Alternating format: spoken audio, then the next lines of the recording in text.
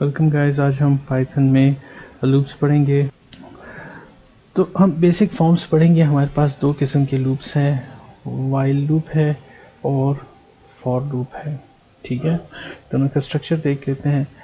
हम इसको इस तरह से लिखते हैं कि वाइल अगर कंडीशन ट्रू है तो फिर ये पार्ट रन करो, और जब ये फॉल्स हो जाए तो इसको स्किप करके आगे चल जाओ। ठीक है, तो पहले हम वाइल लूप को देख लेते हैं। फॉर एग्जांपल मेरे पास एक वेरिएबल है i इज इक्वल टू 0। मैं कह देता हूँ while i is less than 10। इसका मतलब है जब तक i 10 से छोटा है तो क्या करो, पहले i की वैल्यू प्रिंट करो, फिर i की वैल्यू इंक्रीज कर दो। ये स्टेटमेंट है, इसका मतलब ये है कि i is equal to i plus 1। ठीक है, इसको हम इस तरह से भी लिख सकते हैं कि i की वैल्यू में एक नंबर ऐड कर दो। ये लूप तब तक चलेगा जब तक i की वैल्यू पहले 0 है, 1 2 3 4 जी i की वैल्यू 10 होगी, ये कंडीशन फॉल्स हो जाएगी और ये लूप ख़त्म हो जाएगा। ठीक है, तो ये सिंपल फॉर्म है हमारे पास वाइल की। ठीक है, इसको मैं रन करके दिखा देता हूँ आपको। i is equal to 0 while i is less than 10, और इस इधर भी देखें आप, यहाँ स्पेस हमने देनी है। ठीक है, प्रिंट i और i प्लस इक्वल टू 1। अब देखिए, इसको मैं रन करता हूँ तो ये आपको 0 से 9 तक नंबर्स प्रिंट करके दे रहा है। अब वाइल कंडीशन के साथ हम आप एल्स भी लगा सकते हैं। पाइथन आपको इजाज़त देता है, आप कह सकते हैं एल्स, और जब ये बेसिकली हम इसलिए लगाते हैं कि जब ये लूप ख़त्म हो जाए तो फिर उसके बाद मैं लूप के साथ एक बार कुछ रन करना चाहूँ तो वो मैं यहाँ पे कर सकता हूँ। फॉर एग्जांपल मैं कह सकता हूँ print the loop is over. ठीक है, तो जिस वक्त ये कंडीशन फॉल्स होगी तो फिर एल्स आके एक बार रन होगा और उसके बाद प्रोग्राम आगे चलेगा। और उसके बाद मैं यहाँ पे कह सकता हूँ print the program the flow is outside the loop now. ठीक है, अब देखिए, इसको मैं स्क्रीन को क्लियर करता हूँ, रन करता हूँ, और आप देखें जो ही कंडीशन फॉल्स हुई तो उसने पहले कह दिया लूप इज़ ओवर और उसके बाद flow is outside the loop. तो ये इफ एल्स टाइप की सिचुएशन है कि आपके पास ये कंडीशन जो ही फॉल्स हुई तो एल्स हो तब सिर्फ रन करेगा। और इसमें ये भी है कि हो सकता है आपके पास ऐसी सिचुएशन हो कि भाई आपके पास ये पार्ट रन ही नहीं हो रहा, तो यहाँ पे आ जाएगा। फॉर एग्जांपल मैं कहता हूँ i इज इक्वल टू 10। इसका मतलब ये है कि i की वैल्यू 10 है, 10 इज लेस देन 10, ये तो ये शुरू में रन ही नहीं होगा। तो हम यहाँ पे कम से कम एक बार स्टेटमेंट ये वाली रन कर सकेंगे। ठीक है, द लूप इज़ ओवर, क्योंकि डायरेक्ट फॉल्स था। ठीक है, तो ये हमारे पास स्ट्रक्चर है वाइल का, और उसके साथ आप एल्स भी लगा सकते हैं, ऑप्शनल है, नहीं लगाना चाहते तो आपकी मर्ज़ी। लेकिन जिस तरह हमारे पास डू वाइल लूप में हम बाज़ औक़ात एक स्टेटमेंट को खामखा एक बार रन करना चाहते हैं, और चाहे अगर इनिशियली कंडीशन ट्रू ना भी हो, तो ये उसका एक अल्टरनेटिव टाइप की चीज़ इन्होंने बनाई हुई कि भाई हाँ, ये जब फॉल्स हो जाए तो आप एल्स करके कोई इससे रिलेटेड स्टेटमेंट दे सकते हैं। एनीवेज, जल्दी से हम लोग आ जाते हैं फॉर लूप पे। फॉर लूप जो है उसको हम इस तरह से करते हैं कि फॉर लेट सपोज वेरिएबल का नाम दे देते हैं आई इन और रेंज। ये रेंज का फंक्शन जो है ये आपके पास मल्टीपल वैल्यूज़ लेता है। अगर आपने एक वैल्यू दे दी तो ये आपको कह देगा कि आई की वैल्यू एक्स की वैल्यू 0 से 20 तक चलाते रहो। तो अगर मैं कह दूँ सिर्फ प्रिंट एक्स, तो ये ऑटोमेटिकली पहले इसकी वैल्यू 0 होगी, फिर ये चेक करेगा अच्छा 20 से भी कम है तो 2 3 4 5 6 19 पे जाके ये एग्जिट कर लेगा। लेकिन अगर मैं चाहता हूँ ये 5 से शुरू हो और 20 तक जाए तो मुझे फिर दो पैरामीटर्स देने होंगे।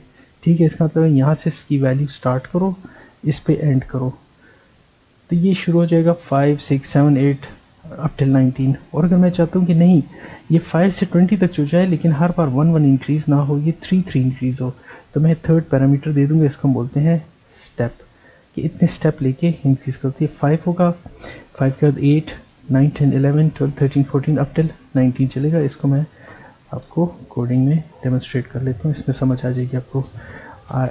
फॉर x in range मैं लेट सपोज लिख देता हूँ 20 और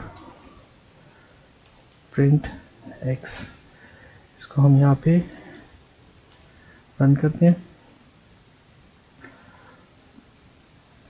0 से 19 तक उसने लिख दिया, क्योंकि मैंने इसमें इनिशियल वैल्यू दी नहीं है। अब मैं इनिशियल वैल्यू दे देता हूँ, इसको 10 से शुरू करो और 20 तक लेके जाओ। आप देखें क्या प्रिंट होता है, 10 से शुरू हुआ और 19 तक गया, ठीक है। और अगर मैं कहता हूँ कि हर बार 2 इंक्रीमेंट करो, तो अब ये क्या होगा, 10 से शुरू होगा, 20 तक जाएगा और हर बार 2 के इंक्रीमेंट्स होंगे, मसलन 10, 12, 14, 16, 18। तो ये हमारे पास बेसिकली फॉर लूप हमारे पास आ गया। अब सिमिलरली जब आप एक लूप के अंदर दूसरा लूप लगाने की कोशिश करते हैं तो इसको हम बोलते हैं नेस्टेड लूप्स, ठीक है, जो कि आपके प्रोग्राम की कॉम्प्लेक्सिटी ज़्यादा कर लेते हैं। लेकिन फिर मैं आपको आइडिया देता हूँ, अगर वाइल आप कहते हैं अगर ये कंडीशन ट्रू हो तो ये प्रोग्राम चल रहा हो, लेकिन यहाँ पे फिर आप एक और वाइल लूप लगा लेते हैं, ठीक है, तो हम कहेंगे, या फॉर लूप लगा लेते हैं लूप के अंदर लूप। तो लूप के अंदर जब आप दूसरा लूप लगाते हैं तो होता क्या है, ये लूप एक बार जब चलेगा उसके अंदर ये अपनी एग्जीक्यूशंस जितनी भी हैं वो पूरी करेगा, फिर ये दूसरी बार चलेगा उसके अंदर ये पूरी करेगा, तीसरी बार एंड सो ऑन। तो इसको हम बोलते हैं इस तरह की सिचुएशन को कि ये हमारे पास नेस्टेड लूप्स हैं। ये जब हमारे पास यूज़ होंगे तो आपको साथ साथ फिर मैं बताऊंगा। अब जो मोस्ट इम्पॉर्टेंट स्टेटमेंट्स हमारे पास आ गई हैं लूप से रिलेटेड, जिसको करके हमारा ये टॉपिक बिल्कुल कवर हो जाएगा, वो ब्रेक एंड कंटिन्यू स्टेटमेंट है।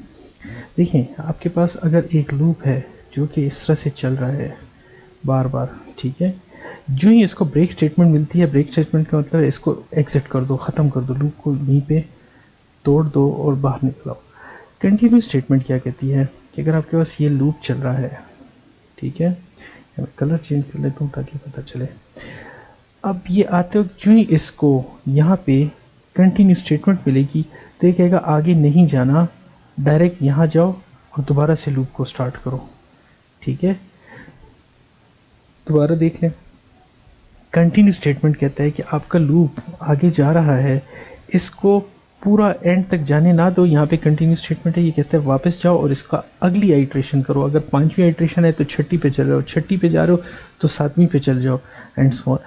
अब क्वेश्चन पैदा होता है कि हम ये दो काम क्यों करना चाहेंगे और किन सिचुएशन में करना चाहेंगे।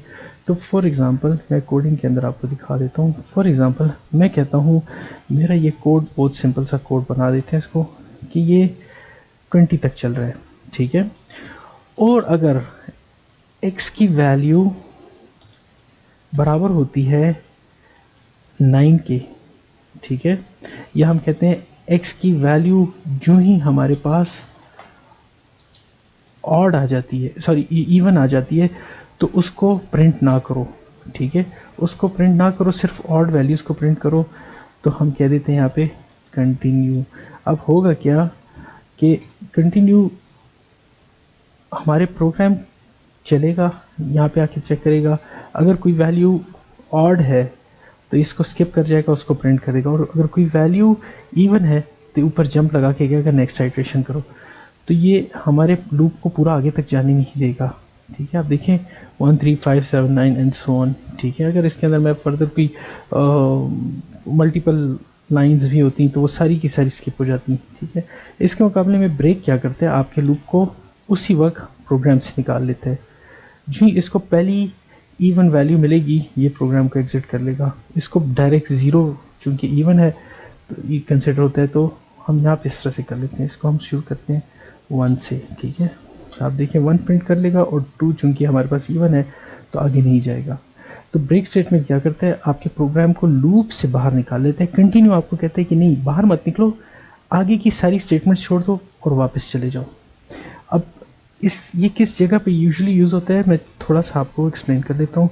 हो सकता है कि आपका एक प्रोग्राम है और उसका फ्लो चल रहा है, ठीक है, और उसके अंदर आप कुछ सर्च कर रहे हैं, एक लूप के अंदर बार बार आप जा रहे हैं, आप कहते हैं मेरे पास एक कोई टेबल्स हैं और इसके अंदर मैं सर्चिंग कर रहा हूँ, इसको जाके देखो, इसको जाके देखो, लेकिन आपको चीज़ यहाँ पे मिल गई है।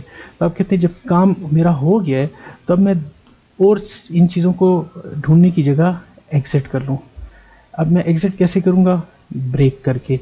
यहाँ पे आपका लूप के अंदर ऑब्जेक्टिव पूरा हो जाता है और आप कहते हैं और मैंने इस लूप को नहीं चलाना, वहाँ पे आप इसको ब्रेक कर लेते हैं। पास का सिचुएशन ऐसी होती है कि आप कहते हैं कि भाई मैं एक लेट सपोज आपके पास कुछ एम्प्लॉयज़ हैं और आप कहते हैं एक एक का मैंने टैक्स कैलकुलेट करना है, लेकिन जो एडमिन से रिलेटेड है उनको स्किप कर दो। तो यहाँ पे जब चेक करेगा, इसको आके लूप में चेक करेगा और लूप में इसको कैलकुलेट किया, इसको कैलकुलेट किया, लेकिन जब यहाँ पे आया और इसको स्किप करना है तो इसको कैलकुलेशन वाला पोर्शन स्किप करने के लिए हम कंटिन्यू कर लेते हैं कि भाई आप आगे चल जाओ, इसको मत चेक करो, इसको मत चेक करो, इसको, और अब इसको चेक कर लो, इसको चेक कर। आई होप कि आपको कंटिन्यू और ब्रेक स्टेटमेंट की समझ आ गई होगी। इसको प्रैक्टिकली इम्प्लीमेंट करें। अगर कोई क्वेश्चन आता है तो कमेंट्स में लिख दें, मैं इंशाल्लाह आंसर करने की कोशिश करूँगा। Thank you very much.